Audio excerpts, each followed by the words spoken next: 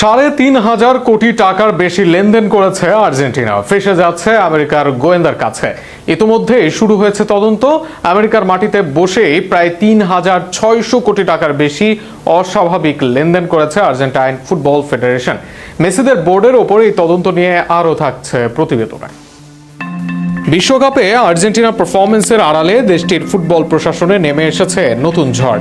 প্রায় ৩০০ মিলিয়ন মার্কিন ডলার অর্থাৎ বাংলাদেশি মুদ্রায় প্রায় ৩,৬০০ কোটি টাকা সন্দেহজনক আর্থিক লেনদেনের অভিযোগে আর্জেন্টিনা ফুটবল ফেডারেশন এএফ এর বিরুদ্ধে তদন্ত শুরু করেছে যুক্তরাষ্ট্রের কেন্দ্রীয় তদন্ত সংস্থা এফবিআই।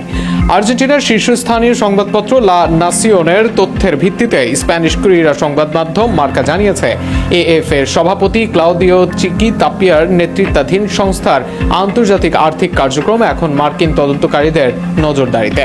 যুক্তরাষ্ট্রের ব্যাংকিং ব্যবস্থাকে ব্যবহার করে কোনো অর্থ পাচার কিংবা জালিয়াতি বা অন্যান্য আর্থিক অপরাধ সংগঠিত হয়েছে কিনা সেটি তদন্তের মূল লক্ষ্য।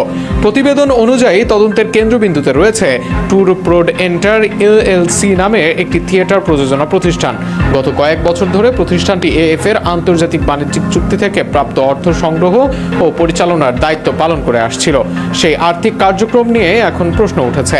তদন্তে যুক্ত কর্মকর্তারা বিভিন্ন ব্যাংকের নথিপত্র পর্যালোচনা করে দেখেছেন যুক্তরাষ্ট্রের ৫টি বড় আর্থিক প্রতিষ্ঠান Citi bank, Synovus, bank of America, JP Morgan এবং পিএনসি ব্যাংকের মাধ্যমে অন্তত ২৬০ মিলিয়ন ডলারের লেনদেন হয়েছে। এর মধ্যে প্রায় ৫৭ মিলিয়ন ডলার এমন কিছু নাম সর্বস্ব প্রতিষ্ঠানের হিসেবে পাঠানো হয়েছে যেগুলোর প্রকৃত কার্যক্রম, অর্থের উৎস এবং গন্তব্য নিয়ে গুরুতর সন্দেহ দেখা দিয়েছে।